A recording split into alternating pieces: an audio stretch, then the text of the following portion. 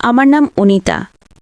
একদম কম বছর বয়সে যখন আমার বিয়ে হয়ে গেল আর আমি শ্বশুরবাড়ি গেলাম, তখন আমার অন্তরে বিয়ে নিয়ে কোনো আনন্দের লেশ মাত্র ছিল না। ১৬ বছর তো মেয়েদের বেড়ে ওঠার বয়স। সেই সময় আমার শারীরিক গঠন সবে মাত্র বিকশিত হচ্ছিল। ওই বয়সে শরীরে যেমন নানা পরিবর্তন আসে, আমার ক্ষেত্রেও তার ব্যতিক্রম হয়নি। বিয়ের প্রথম রাতেই আমার স্বামী আমার সাথে জোরপূর্বক মিলিত হয়েছিল। আমার ইচ্ছার কোনো মূল্য না দিয়েই সে আমার শরীরকে উপভোগ করেছিল। এমনকি আমার বুকে তীব্র যন্ত্রণা থাকা সত্ত্বেও সে আমার ওপর জোর খাটিয়েছিল। ধস্তাধস্তি করে আমাকে অবর্ণনীয় কষ্ট দিয়েছিল। আমি কান্নায় ভেঙে পড়ে তার পায়ে ধরেছিলাম, অনেক অনুনয় বিনয় করেছিলাম যাতে সে আমাকে রেহাই দেয়। কিন্তু সে প্রথম রাতেই আমাকে ভীষণ যন্ত্রণা দিয়েছিল। ওই মুহূর্তে আমি মানসিকভাবে বা শারীরিকভাবে কোনোভাবেই প্রস্তুত ছিলাম না। কিন্তু সেই রাতেই সে আমার শরীরটাকে ক্ষতবিক্ষত করে দিয়েছিল। আমার শরীরের প্রতিটি নরম অংশে সে কামড়ের দাগ বসিয়েছিল। ফুলশয্যার সেই রাতে আমার স্বামী এক হিংস্র জানোয়ারের মতো আমার উপর ঝাঁপিয়ে পড়েছিল। যেদিন আমার বাবা মা বিয়ে দিয়ে আমাকে বিদায় জানাচ্ছিলেন, সেদিন আমি কোনোভাবেই শ্বশুরবাড়ি যেতে চাইছিলাম না। কিন্তু আমাকে একরকম টেনে হিঁচড়েই আমার বর এবং শ্বশুরবাড়ির লোকজন তাদের বাড়ি নিয়ে গেছিল। এমনটা নয় যে আমার বাবা আমাকে শ্বশুরবাড়িতে পাঠানো আটকাতে চেষ্টা করেননি। তিনি আপ্রাণ চেষ্টা করেছিলেন, কিন্তু শত চেষ্টা সত্ত্বেও তিনি কিছুই করতে পারেননি। বাবা যখন আমার মনের অবস্থা বুঝতে পেরে পঞ্চায়েতের প্রধানকে জানিয়েছিলেন যে তিনি আমাকে শ্বশুরবাড়ি পাঠাতে চান না, এবং তার কারণ হিসেবে আমার আপত্তির কথাই বলেছিলেন, কিন্তু গ্রামের প্রধান আমার বা আমার পরিবারের কোনো কথাই কানে তোলেননি। গ্রামের প্রধান সাফ জানিয়ে দিয়েছিলেন যে এটা গ্রামের বহুদিনের রীতি, তাই আমাকে শ্বশুরবাড়ি যেতেই হবে, নয়তো আমার বাবাকে এবং আমার পুরো পরিবারকে সমাজচ্যুত করা হবে। তা সত্ত্বেও আমার বাবা হার মানেননি। শুধুমাত্র আমার মুখের দিকে তাকিয়ে তিনি শেষ পর্যন্ত চেষ্টা করে গেছেন যাতে আমাকে সেখানে যেতে না হয়। কিন্তু বাবা কিছুই করতে পারেননি। আমি কি কারণে শ্বশুরবাড়ি যেতে চাইছিলাম, সেই কারণটা শুনলে হয়তো আপনারাও বলবেন যে আমার সিদ্ধান্তই সঠিক ছিল। কারণ এমন কোনো মেয়ে নেই যে নিজের বিয়ে নিয়ে রঙিন স্বপ্ন দেখে না। কিন্তু আমি স্বামী ও শ্বশুরবাড়ি পাওয়ার পরেও কেন সেখানে যেতে চাইনি, তা শুনলে আপনাদেরও মনে অনেক কষ্ট হবে। আসলে আমি যখন স্কুলে পড়তাম, তখন আমার চেয়ে ১০ বছরের বড় এক গুন্ডা প্রকৃতির ছেলে সব সময় আমার পিছু নিত। এমনকি স্কুল থেকে ফেরার পথে সে পুরো রাস্তা আমাকে নানাভাবে উত্ত্যক্ত করত, খারাপ মন্তব্য করত। আমি কখন বাড়ি থেকে বেরোচ্ছি, কখন ফিরছি, সে আমার প্রতিটি পদক্ষেপের ওপর নজর রাখত। আমি এক ছোট্ট গ্রামের মেয়ে। আমার নাম অনিতা। আমি সবে মাত্র মাধ্যমিক পাশ করেছিলাম এবং আমার পড়াশোনা চালিয়ে যাওয়ার খুব ইচ্ছা ছিল। যেহেতু আমি পড়াশোনায় বেশ ভালো ছিলাম, আমার স্বপ্ন ছিল একজন শিক্ষিকা হওয়ার। কিন্তু আমার সব স্বপ্ন ধুলোয় মিশিয়ে দিয়েছিল আমার সেই গুন্ডা প্রকৃতির স্বামী।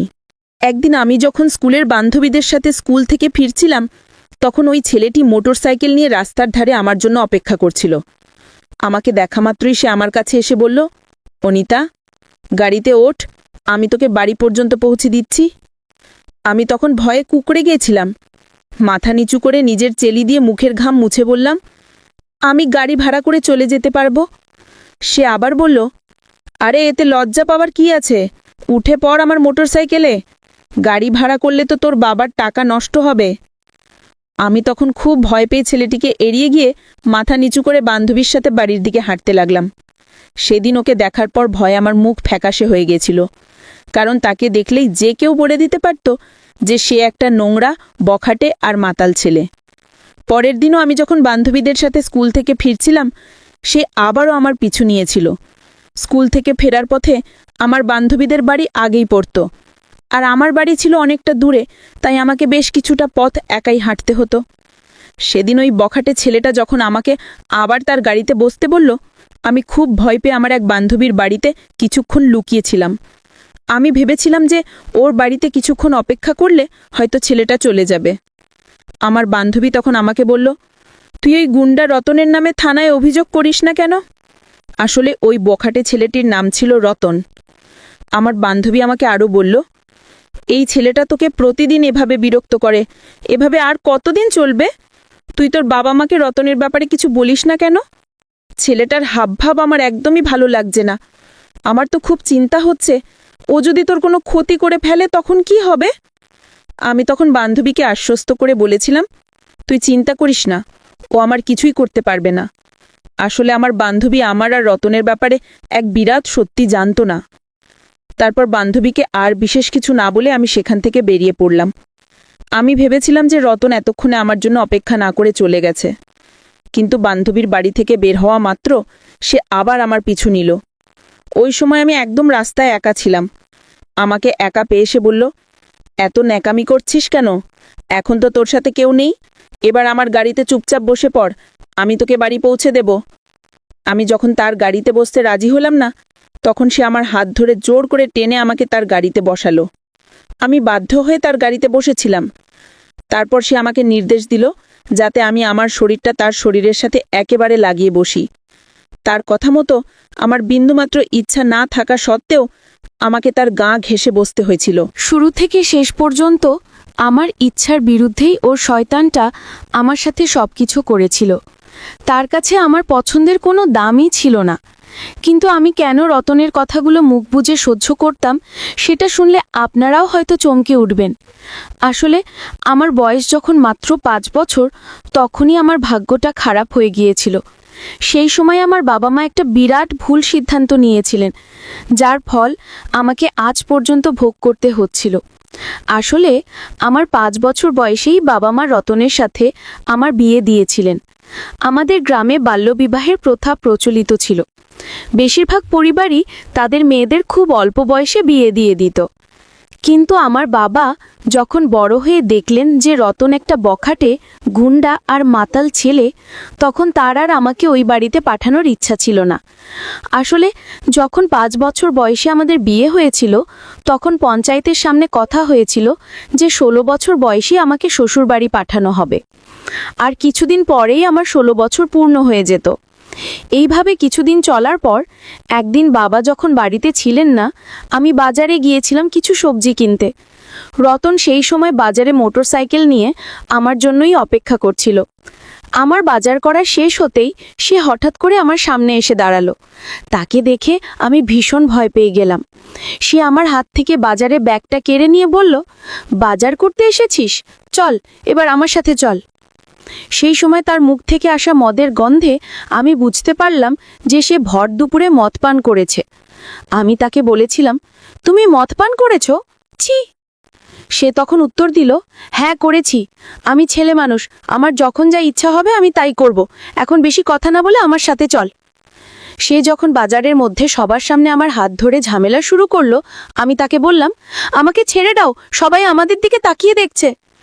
সে যখন আমার কোনো কথাই শুনল না, বরং আমার হাত ধরে টানাটানি করতে লাগলো, তখন আমি আর সহ্য না করতে পেরে তার গালে সজোরে একটা চড় মেরে বললাম, তোর মতো মাতালির সাথে আমি কথা বলতেও ঘৃণা করি। তারপর আমি কাঁদতে কাঁদতে সেখান থেকে বাড়ি ফিরে এলাম। তখন ওই রতন চিৎকার করে আমাকে শাসিয়েছিল, তুই আমাকে মেরে বহুত বড় ভুল করেছিস, এর শাস্তি তোকে পেতেই হবে, এবার তুই শাস্তি পাওয়ার জন্য তৈরি থাক। বাজারে রতনের সাথে ওই ঘটনার পর আমি যখন খুব ঘাবড়ে গিয়ে বাড়ি ফিরলাম, তখন মা আমার মুখ দেখেই জিজ্ঞেস করলেন আমি এত ভয় পেয়েছি কেন। আমি তখন মাকে কিছু না বলে একটা অজুহাত দিয়ে নিজের ঘরে চলে গেলাম। এর আগে যখন রতন আমাকে প্রথম বিরক্ত করতে শুরু করেছিল, আমি বাড়িতে এসে বলার পরেই বাবা মার কাছ থেকে আমার আর রতনের বাল্যবিবাহের সত্যিটা জানতে পারি। সেদিন আমার পায়ের তলার মাটি যেন সরে গিয়েছিল। আমি বিশ্বাসই করতে পারছিলাম না যে রতনের সাথে আমার ছোটবেলায় বিয়ে হয়েছিল, আর সেই কারণেই সে আমাকে এত বিরক্ত করত। ওই ঘটনার ঠিক 2 দিন পর আমি দেখলাম আমাদের বাড়িতে কিছু লোকজন এসেছেন। ঘরের ভেতরে ঢুকেই আমি যাকে দেখলাম তাকে দেখে আমার আবারও পায়ের তলার মাটি সরে গেল, কারণ তাদের মাঝখানে রতন বসেছিল। তারা আমাকে বিদায় করে নিয়ে যাওয়ার ব্যাপারে কথা বলতে এসেছিল।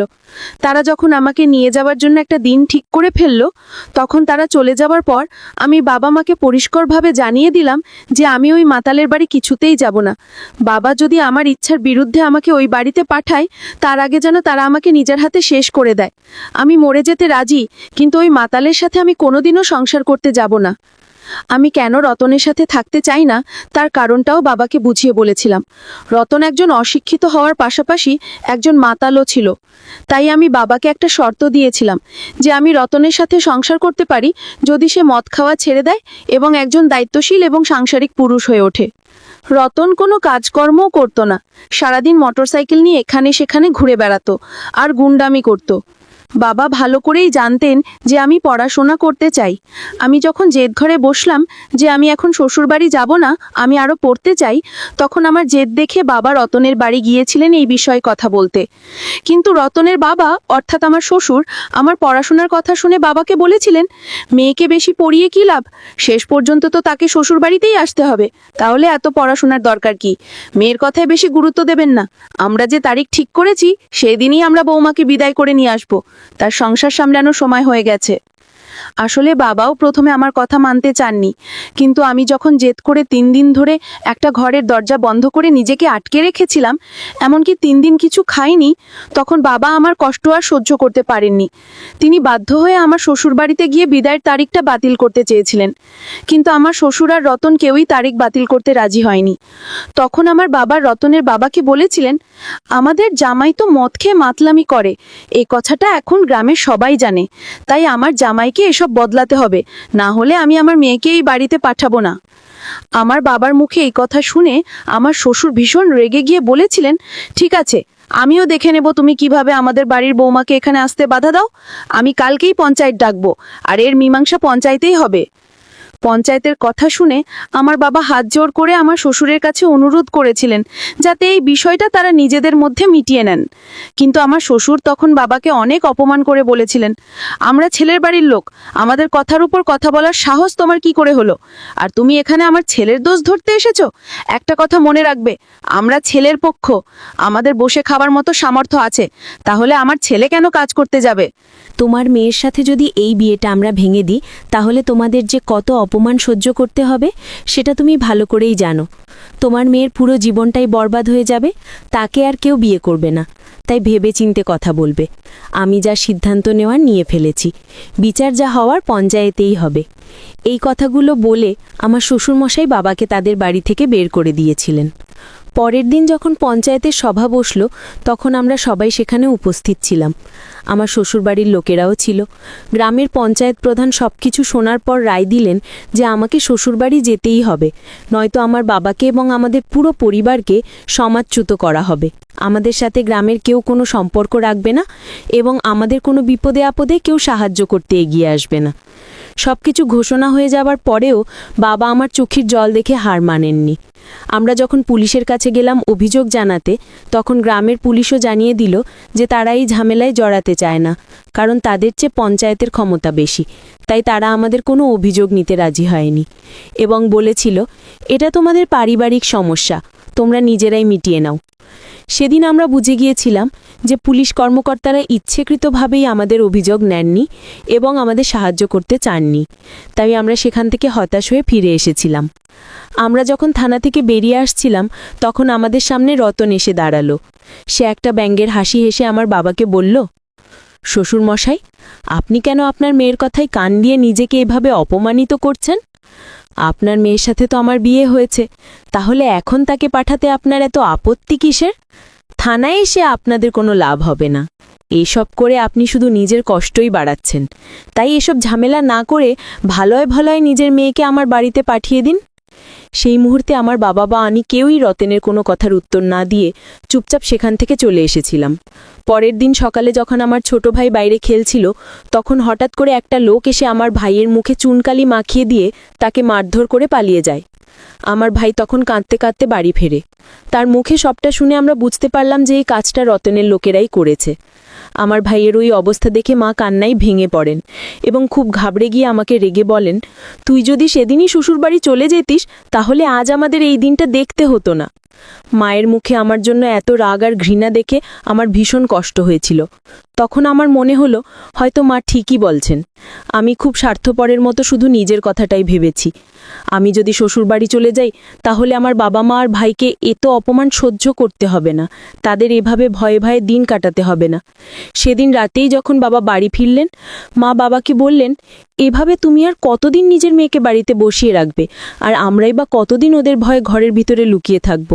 এভাবে তো চলতে পারে না, আমাদের আর কোনো উপায় নেই, আমরা অসহায় হয়ে পড়েছি, তুমি রতনের বাবার কাছে গিয়ে ক্ষমা চেয়ে নাও আর মেয়েকে বিদায় করে দাও, না হলে আমাদের তিলে তিলে মরতে হবে। আজ আমার ছেলেকে মেরেছে, কাল যদি তোমাকে মেরে ফেলে তাহলে আমাদের কি হবে? বাবা যখন মায়ের কথাগুলো শুনলেন তখন তিনি বুঝতে পারলেন যে সত্যিই আমাদের কাছে আর কোনো পথ খোলা নেই। তখন বাবাও তাদের কাছে হার মানলেন। এরপর বাধ্য হয়েই বাবা রতনের বাবার কাছে গিয়ে ক্ষমা চাইলেন এবং আমাকে ওই বাড়িতে বিদায় করে দিলেন। যেদিন আমাকে বাড়িতে বিদায় করা হলো সেদিন আমি অনেক কেঁদেছিলাম।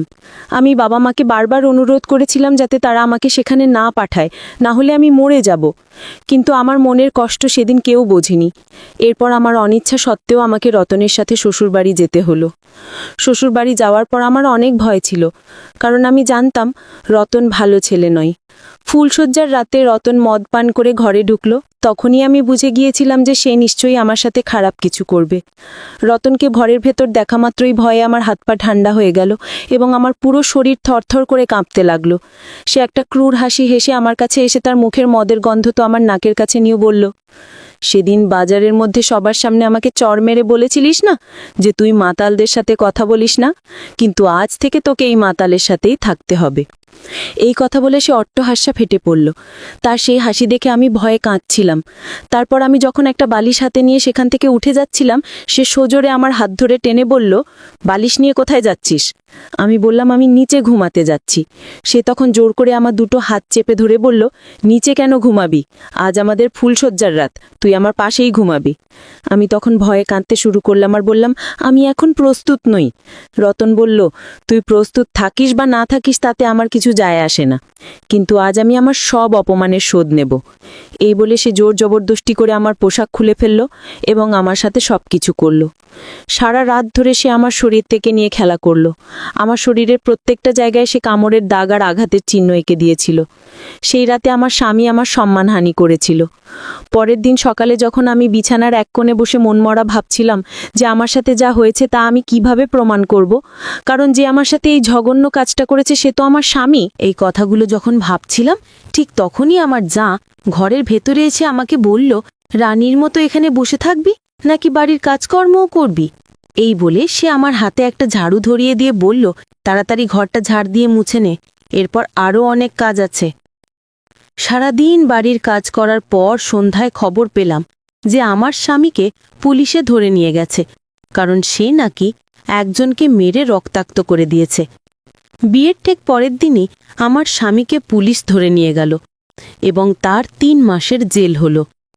বিয়ের পরদিনই আমার স্বামীর জেলে চলে যাওয়ার পর আমার শ্বশুরবাড়ির সবাই আমাকে অলক্ষী বলে দোষারোপ করতে লাগল। তারা বলতো আমার এই ঘরে পা দেওয়ার কারণেই তাদের ছেলের জেল হয়েছে। সত্যি বলতে আমার স্বামীর জেল হওয়ায় আমার বিন্দুমাত্র কষ্ট হয়নি, কারণ আমি ওই শয়তানের হাত থেকে কিছুদিনের জন্য হলেও মুক্তি পেয়েছিলাম। আমার যা আমাকে দিয়ে এত বেশি বাড়ির কাজ করাতো যে ব্যথায় আমার হাত পা ছিঁড়ে যাওয়ার উপক্রম হতো। এমনকি তারা আমাকে বাবার বাড়িও যেতে দিত না। আমার বাবার বাড়ি থেকে কেউ আমার সাথে দেখা করতে এলেও তাদের সাথে দেখা করতে দেওয়া হতো না। এই 3 মাসে আমার শ্বশুরবাড়ির লোকেরা আমার অবস্থা একজন কাজের লোকের চেয়েও খারাপ করে দিয়েছিল। আমাকে সারাদিন তাদের কথার মতো খাটতে হতো, এমনকি তারা আমাকে ঠিকমতো খেতেও দিত না। 3 মাস পর যখন আমার স্বামী জেল থেকে ছাড়া পেয়ে বাড়ি ফিরে এলো, তখন আমার উপর অত্যাচারের মাত্রা দ্বিগুণ হয়ে গেল। একদিকে সারাদিন আমার যা আমাকে দিয়ে বাড়ির সব কাজ করাতো, আর অন্যদিকে রাত্রিবেলা আমার স্বামী মদ খেয়ে বাড়ি ফিরে এসে বলতো, তুই কি ভেবেছিলিস আমি সারা জীবন জেলের মধ্যেই থাকব আর তুই এখানে শান্তিতে থাকবি? তুই তো এটাই চেয়েছিলিস যে আমি যেন জেলের মধ্যে মরে যাই, কিন্তু দেখ তোর মনের আশা পূরণ হয়নি। আমি আবার ফিরে এসেছি এবং এবার আমি আমার সেই চরের প্রতিশোধটা ভালোভাবেই নেব।